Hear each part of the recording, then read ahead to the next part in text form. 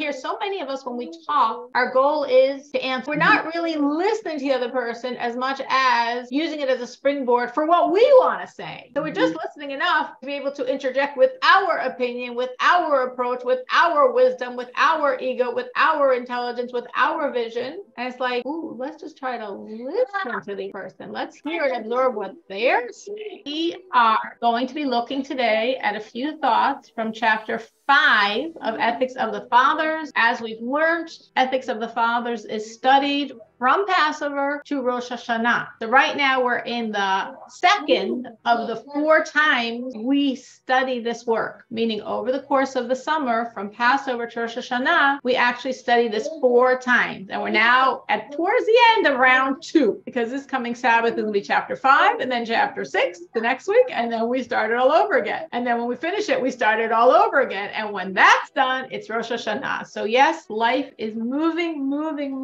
And our goal is to make it meaningful, to make every day meaningful, to make every minute meaningful. As I was saying about anniversaries and reflecting on anniversaries, and definitely something I was reflecting on today was wanting to really make every situation count, not take anything for granted, not appreciate anything, even something that seems small, not so important, not so exciting. Every detail builds and builds and builds to create the total, to create the whole. Whatever that whole is, it's coming from myriads of pieces. So the more we invest in each piece, the more that creates that total vision of the life we're trying to lead. That was a bit of my personal reflection today on my 34th anniversary of coming out here to Chicago, where I definitely was thinking like, wow, what did 34 years create? And moving forward, to make everything meaningful, we're going to have a very meaningful class, hopefully for every single person, myself included. So we're in chapter 5, and I wanted to look first at the 7th statement, the 7th Mishnah. The 7th Mishnah says, 7 things characterize a stupid person and 7 a wise one. A wise man, and here's the list, we want to think about it because we want to think about ourselves. Of course, the goal here isn't to say, oh yeah, I guess I'm stupid. No, that's not our goal, but rather to look at what the sages identified as character traits of wisdom, and then to ask ourselves, so what should I work on? Maybe what do I have under control and what do I want to work on? Wise person, 1, does not speak before someone that's greater than him in wisdom or in years. That might be hard for a lot of us to keep our mouth shut for so long.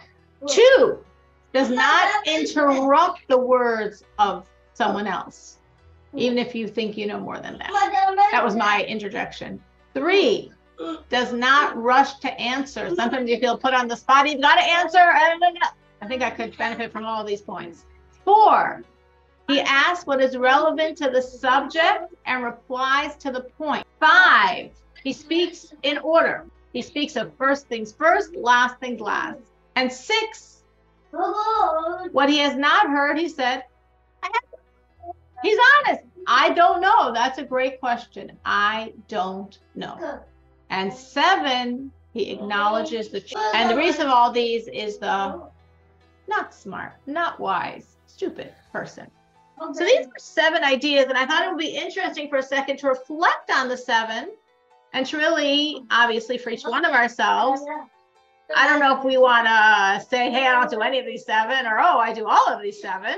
But even to think of one trait that maybe would not be so difficult to assimilate. And obviously, well, it's only 1. Well, our sages are only listing 7. So 1 out of 7 is significant. You're 1/7 of the way there. So I'm going to review them. Let's start. First one was, a wise man does not speak before someone who's wiser or older. Obviously, if you have permission, you can speak. But in general, he lets the wiser or the older person go first. He's going to ask permission. He's not going to think he knows more than this person who's wiser or older than him. Anyone has on their own already sort of adopted that or follow that dictum? Okay, me neither. Robin. Robin, yes, that was a yes. I saw Robin, and now I think she lost her connection because I don't even see her at all. I'm here. Oh, there you are, Robin. So I do this with my managers and people in business, and with even my clients when I'm asking a question or they're coming to me. And I generally do it so I can learn more. That's wonderful. That's wonderful. That's really special. 2. Oh, I was going to say, that one made me think. Yes, Natalie. I was jumping in here because there are times where I feel too strict about making my kids, listen to like my mother-in-law and my parents, especially like when we're eating dinner or something. It's like, okay, the grown-ups are talking. You need to wait your turn. You need to not interrupt and whatnot. And I think this is making me feel a little bit better about that. You're saying you were raised with this concept and you shy away from imposing this on your children? No, it's more like we definitely impose it on our children. And there's moments where you're like, oh, is that being too strict? But I don't think so. I've never, it's like we're the strictest parents of our friends group. And there are moments where you're like, are we too strict? But I feel like that's a good one. Well, I can definitely say you're resting on very strong shoulders because this is literally written. And are you too strict? That's an interesting question. I would say, I don't want to say there's no such thing as too strict. Obviously, there's something as too strict. But I think if the balance of a lot of love and attention and affection and respect is there, the strictness, the demanding rules to be followed, respect, I think that's very healthy for a child. I think it's actually very reassuring for a child that there's sort of healthy lines drawn somewhere. Right. I don't think it's bad as long as there's a lot of love and warmth and respect and focus and attention. I think if all those things are strong, then the demands can also be strong. The only place where I feel parents err in being too strict, obviously assuming it's healthy and not coming from an unhealthy place, is when the other pieces aren't there. And when the child doesn't feel the love, doesn't feel the respect, doesn't feel the focus and attention, doesn't feel the warmth. So the only thing they feel is rules and strictness. Well, that wouldn't feel good for any of us.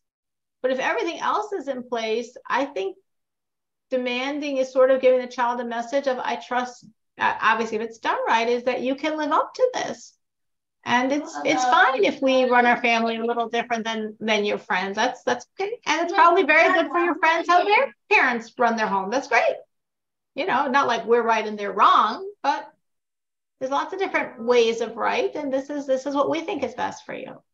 But definitely you're coming from a very God-oriented place to give your children this concept. Again, as long as it's done with the love and the respect and the warmth and the focus, I think abiding by rules and demanding a certain adherence to rules is very good for a child. It creates an inner discipline, which obviously we want our children to have.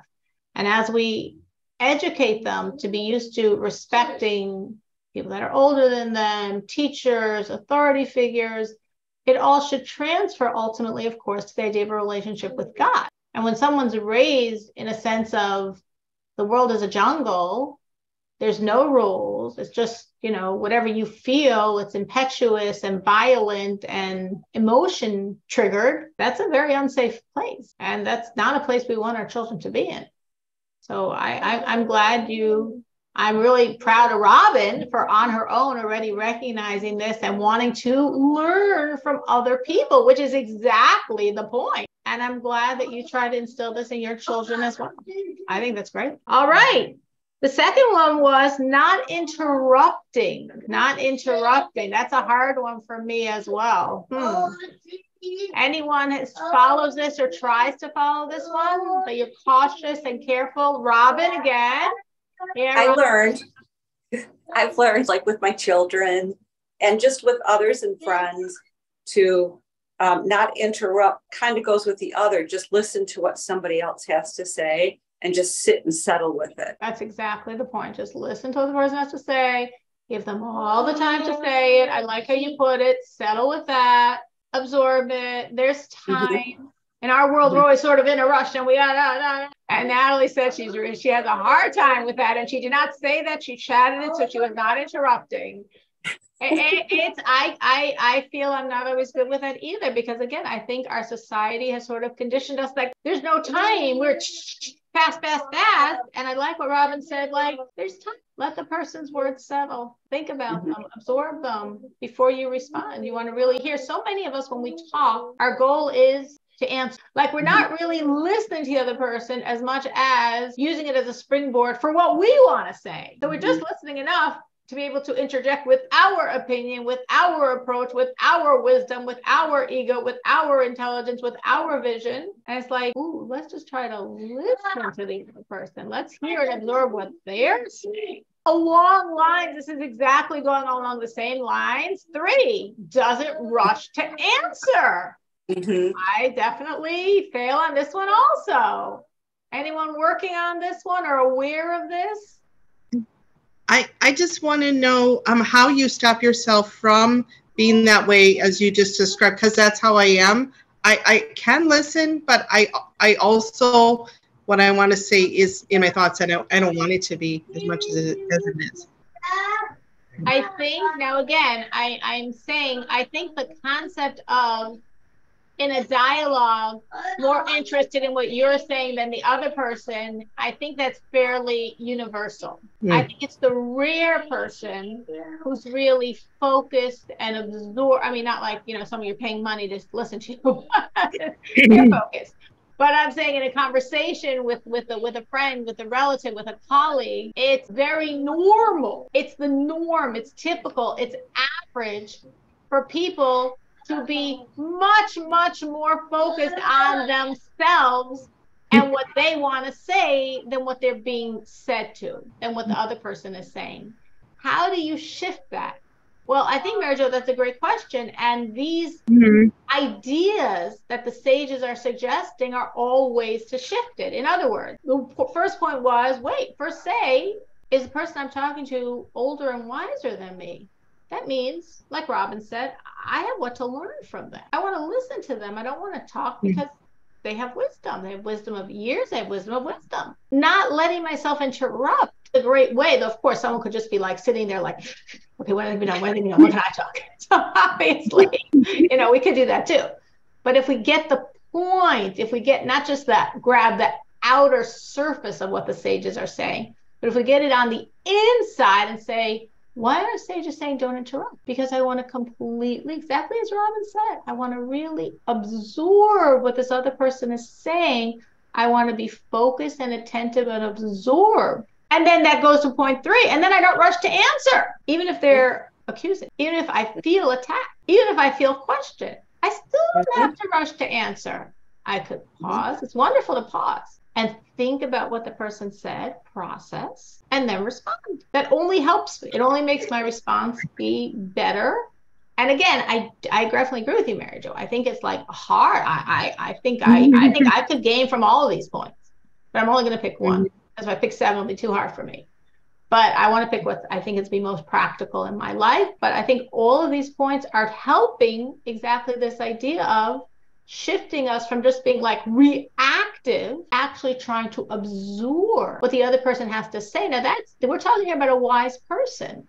Now this whole concept that the person I'm talking to has something to offer. The person I'm talking to has a piece of wisdom, a perspective, an experience that I don't have.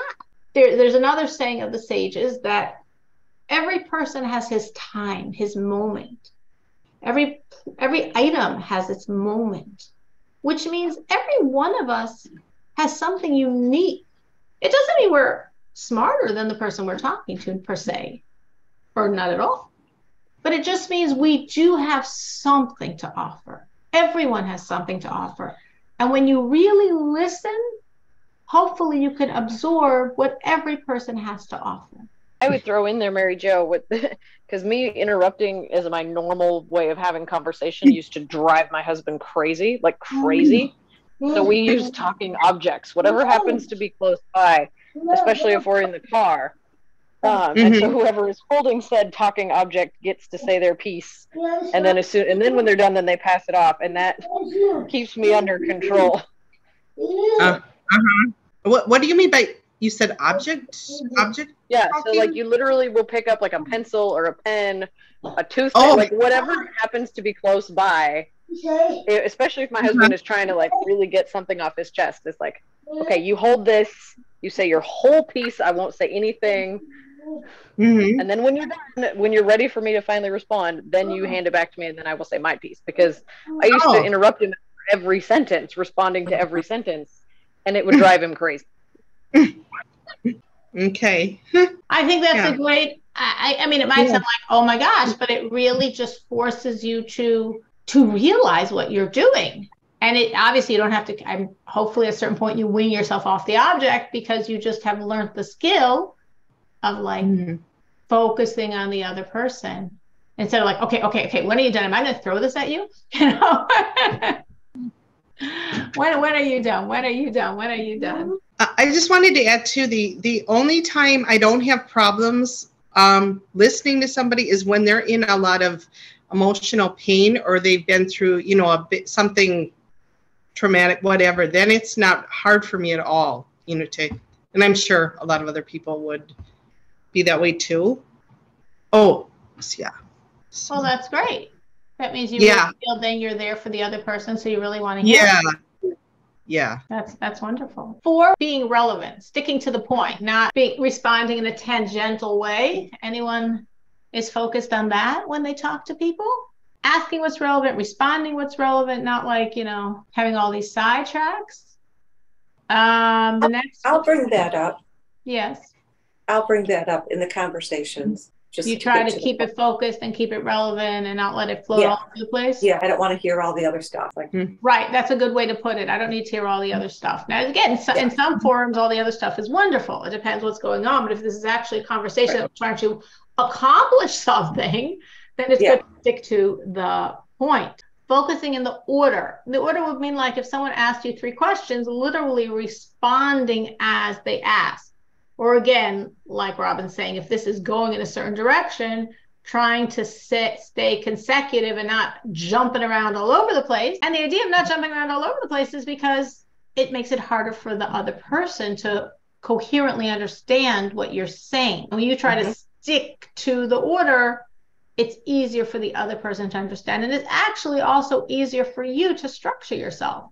Someone asks you 3 questions and you really try to keep in mind their 3 questions and the order of their 3 questions, it's easier to have a coherent response. And being honest to say, I don't know. If someone asks you something and you don't know, and acknowledging truth. Acknowledging truth meaning even if the other person says something that you're not a fan of, but if you can find the truth in it, focusing on that and saying, well, you know, this piece of what you're saying actually is very truthful. I never thought of it that way. That's truthful. It doesn't mean I agree with everything else person's saying, but I can pull out and acknowledge the truth, whatever fashion it's in, from whoever it comes. So anyone has something from this list that they think they would like to focus on to try to upgrade their wisdom? I'll run through them, and you can see if there's something you would like to take on from this list. I'm giving you 7. I'm asking for at the most 1. 1. Not speaking before someone wiser or older. Any takers? 2, not interrupting. I'm going to go for not interrupting. I don't know if I interrupt that much, but I think that's just so basic. Okay, me and Natalie. 3, not rushing to answer. I'm going to go for that one also. I think I might gain a lot if I didn't rush to answer. Give myself time. Maybe if I pause, people would think I have something interesting to say. 4, being focused on saying what's relevant, not divergent all over the place, really focusing on the conversation at hand. I would say I'm interested in that. You're interested in that one. Going in order, Natanya, listening and not rushing to answer. All right. Yeah. I took not rushing to answer also. Speaking in order, first, second. When you know you don't know, you say, I don't know. You can always feel comfortable to say, I don't know. That's a great question. I don't have an answer for that. I don't know that information. I say that all the time. And acknowledging, which means the person could be saying something that has a different opinion than you, but there still could be some part of what they're saying that is very truthful. And you can acknowledge that truth even while you can. All right, Danielle took 2 also. Oh, you took the same 2 I took, Danielle. All right. So we got, I think most people took something. Natanya took, Natalie took, Danielle took, Robin took, I took. Okay, that's pretty good. And let's see, any more chats of any other people? Okay, that's pretty good. And we all look forward to increasing our wisdom. It's nice that we can make wisdom so attainable. Now, of course, you could say, well, how does this make me wise? This is just giving me good skills for communication. But the idea really is that as you're really listening, it gives you the opportunity to stop, breathe, think, focus, absorb, and then stop, breathe, focus, and respond. And a lot of good things can come from that. A lot more meaningful things can come from that. So yes, these are skills in conversation, skills in relating to people, but they're also scaffolding tools for wisdom. So hopefully next week people will have great things to share on this one. Yeah, that'll be fun. The 7th statement. The 10th says, now this is a different type of character analysis, but there are 4 character types among people. The one who says, what's mine is yours, and what's yours is mine. Is that good? The sages say that's an ignoramus. Like, it doesn't work. Maybe that's the foundation of like communism, but it doesn't work. Maybe in very small groups, like kibbutz style living in Israel. Even then, it's a bit strained, it's a bit challenging. But in any larger society, why are they saying ignorant? Because it sounds nice, it sounds lovely, it sounds wonderful, but it doesn't work. Second, what's mine is mine and what's yours is yours. They say that's a median characteristic, meaning we can't say it's bad. Nobody's trying to take what's yours. This would be probably very much typical of like our society today, sort of along the same lines as people say, as long as you're not hurting me, you can do what you want. Or I'm not hurting anyone. Why can't I do what I want as long as I don't hurt anyone? That's sort of similar to this. What's yours is yours. What's mine is mine. I'm not stepping on your toes. Don't step. I let you do whatever you want. As long as I'm not hurting you. What difference does it make? What difference does it make is because we're all in this together.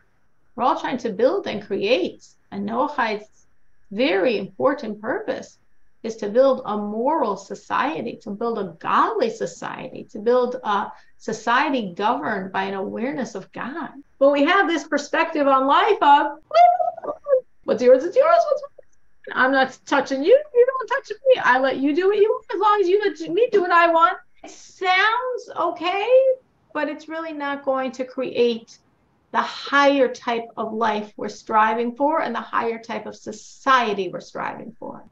In that higher society, there does have to be an accountability for each other. And that's sometimes the pitfalls and perils of a democracy, where there's this, definitely in America, we have a lot of this nowadays, which gives rein to a lot of very aberrant behaviors with this postulation, with this perspective. Then we have, some say that this idea of what's mine is mine, what's yours is yours is actually not median. It's worse than median. It was a characteristics of the people of Sodom, like Sodom and Gomorrah, which of course is, we get the shorish of a sodomite from Sodom. So in that society, in a sense, there's this concept of, you might be doing lots of bad things, but as long as it doesn't bother me, not my issue, not my business. And I might be doing lots of bad things, but as long as I don't bother you, it's not your business. And of course, we know what happened there. Obviously, besides the fact of God's destruction, but before God's destruction, this type of perspective created a very, very immoral and amoral society. So we're not trying to have a life and to have a culture and to have an environment where, live and let live. That sounds so liberal. That sounds so healthy. No, it actually is a very not God-oriented way to build a society. The one who says, what's mine is yours, and what's yours and yours, that's a very pious, benevolent person. In other words, the first person that said, what's mine is yours, what's yours is mine, is a fool. Because life doesn't work that way. And I said that could be sort of like the communist ideal, not reality, but ideal. But it doesn't work that way. And that's why it's only ideal and not a reality. And I'm saying even in the small versions in Israel, the kibbutz prototype, which was taking the communist vision and trying to make it work, a small group of people on the land, it also broke down. And nowadays, there really aren't any of these pure kibbutz structures anymore in Israel. It just doesn't work. But what this person is saying is, I know what's yours is yours. I'm not touching your stuff. but I would like to freely gift you from mine. What's mine is yours. What's yours is yours. And what's mine is yours as well. That is viewed as a very benevolent, a very pious person. And we could say, whoa, that's a big stretch. For me to freely offer myself to someone else with no thought of getting anything back. But if you really value God, value life, value people, each one of us on some level want to aspire to this. We want to aspire to be free givers, to be benevolent, to be generous, to be sharing. Some people could be generous and sharing with money or possessions. Some people don't have that to share, but maybe they have a car and they can be generous with that. Maybe that's not accessible. Maybe they have time. Maybe they don't have that much time, but they can still be focused. Like Mary Jo was saying before, if someone's in distress, then really letting them talk and listening. So one can be benevolent and generous in that way. A person can be benevolent and generous in inviting people over and making for them food and giving them attention. There's many, many levels and many aspects where every one of us can be free givers. Every one of us has something that we could offer. Some people have many something. And every one of us hopefully has something that we could freely offer to the other person. And that's really the hallmark of this pious person, being very generous, very benevolent with whatever they can. So for you to say, whoa, whatever I have is someone else's, I can't live like that. Take one step in that direction. Find something that you have that you can freely share and see how your life changes as a result. Because when we freely give to others, really free, really no strings attached, really not asking for anything in return, not their friendship, not their future appreciation, not other people knowing about how wonderful we are, not them paying us back at a later date. It's really, really free giving. The more you free give, the more you see that you share. Anyone experience this? That as they're giving to others, they see how it changes them. My grandma was wonderful at this. She was a terrific cook and she had a terrific garden, and she was always with her neighbors. And we did this in our apartments with some of our neighbors. You know, you go pick fruit or you go make cookies or whatever it is, and you take some around to all the neighbors and they would exchange. And I just loved that example as a kid, and I loved it as an adult when we did it. Or, you know, like on Fridays. It's so wonderful to have that model, like to hold on to and know what it looks like and tastes like and feels like. And way back when we were better about making bread on Fridays, you know, we were good about taking a loaf to folks, and that was wonderful. So it's a goal of something to do again. I used to do that for years. I would bake every Friday, and I would share. I had, of course, many more loaves than I needed, and I would share with my neighbors. And then I realized that my daughter-in-law, who is a shliach, an emissary of Chabad, of the Rebbe in Springfield, Illinois. Obviously, there's no kosher bakery there by any stretch, and obviously all the bread and challah they need to make themselves. So it's a very great kindness for her for me to send her all my extras. So that's generally what I do with them now. I just stick it in the freezer week after week until someone's going down to Springfield, and then she gets a whole freezer full. But for years before I did that, I would do exactly that. I would send to neighbors. And yes, for me, of course, it was easy. I already baked the bread and I was very happy to share it.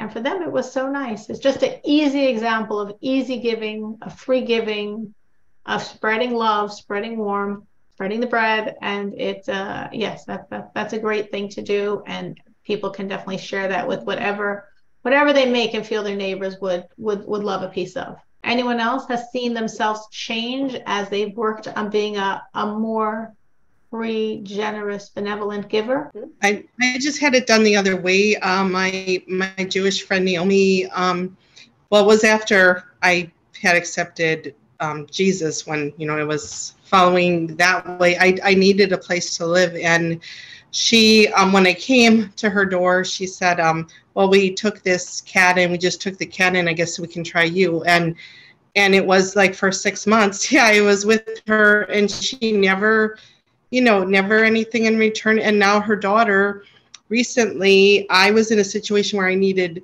money, and then I would write her a check and she would give me the cash. And I did it a few times, and I said, you should just turn me away and, tell me to go away. And she said, no, you need help and I help you. So it's transferred. Her daughter's as wonderful as my friend is about giving, and they don't have limits, really, seems, and they can't really afford it either. They don't have much, but they do it. That is beautiful. So it's nice. I'm glad that Mary Jo offered that, because we can think from the perspective of, oh, and I'm giving. And I love that Mary Jo is saying, well, I'm a recipient and I know how necessary it was for me. And it was so special that somebody was there in my life that way. Truth is, I remember for many years, I did not have a car. Actually, now I don't, but my husband does. So it's okay. But for many years, we didn't have a car. And I would very freely borrow my friends. I usually use my in-laws, but if for some reason that wasn't available or it wasn't convenient, I would use friends' cars. And I remember maybe my sister said to me something like, aren't you embarrassed? Like, how could you be like borrowing cars from people? The truth is, now that I think back, it seemed a little strange. But also at the time, it was my normal. So I didn't think about it much. But I said, and I realized this, I said, I freely give whatever I can. And I don't have qualms about taking. In my head, it was just a good world, like the world of like really giving and then being comfortable receiving. Some of us have a hard time receiving. Some of us have a hard time giving. Some of us are very good at both, and some of us are challenged in both. But definitely, I think what Mary Jo was saying is a really good piece to reflect on. Times when we've been the recipients. I was the recipient of all those cars for many years, and how it felt to be a recipient, and how grateful it was, and how needed it was, and how meaningful it was. And that stimulates us as we're givers to really put more into it, remembering maybe in the past or maybe currently how it feels to also receive. And then the last saying was, what's yours is mine and what's mine is mine. And obviously that is a very wicked. 16, talking about love. This was also very, very good to reflect on. Any love that is dependent on a specific consideration, when that consideration vanishes, the love ceases. But if it's not dependent on a specific consideration, it will never cease. What is a love that's dependent on a specific thing? That was a love of Amnon and Tamar, a very unhealthy situation. And what is a love which is not dependent on a specific thing? That was a love of David and Jonathan, Yehonasan. Again, if you know the story of David and Jonathan, as say in the English, his Hebrew name was Yehonasan. Jonathan was supposed to be the ruler after his father, King Saul. David was the one that, so to speak, took over that throne. And yet the love between them was so pure and so real. And there was never a sense of like, wait, we're friends, I'm helping you. You're the one that's going to take the throne away from me. That's a pure love. So what this means in general, I thought it was a good point to reflect on, because of course, love is the foundation of all human relationships, that sometimes our loves are contingent on reason. It's not like, oh my gosh, that's horrible, you must be a horrible person. What happens? It's just good to be aware of what that means. Love contingent on reason means I like spending time with you because you make me laugh, or because you're so much fun to hang out with, or because we enjoy the same music, or we have the same taste in shopping, we like to go to the same stores, or whatever. It's a relationship because of a reason. That's very normal, and most human relationships start out that way. Generally, you have a relationship with someone because of a reason. But the problem with that is, what happens if the reason stops? What happens if they're no longer so entertaining? What happens if they're not feeling very good themselves, and therefore they're not interested in running around to the stores or to be fun to hang out with her? Is the relationship going to continue? Are you going to be there for them? Are you going to be supportive of them? Or does it fizzle and vanish? Do you vamoose out of the relationship because the reason's gone? So a real relationship isn't because of. It's just a relationship. And a relationship that's not real is going to be because of. And then when that reason, that because is gone, the relationship fades as well. Now, again, obviously in our world, in our life, besides the most foundational relationships, perhaps, like a parent to a child. All of our relationships start out for reasons. We're friends with people for reasons. We begin our journey with our spouse for reasons. A child has reasons why they love their parents. There are always reasons. But we can grow and develop past the reasons. For there to be reasons, that means we're human. Yes, your relationships with people generally start out for a reason. But if we're aware of this concept, we can ask ourselves to grow past the reasons. Not to have, yes, I started out liking you because, but now I want to just be there for you. Well, how do we do that?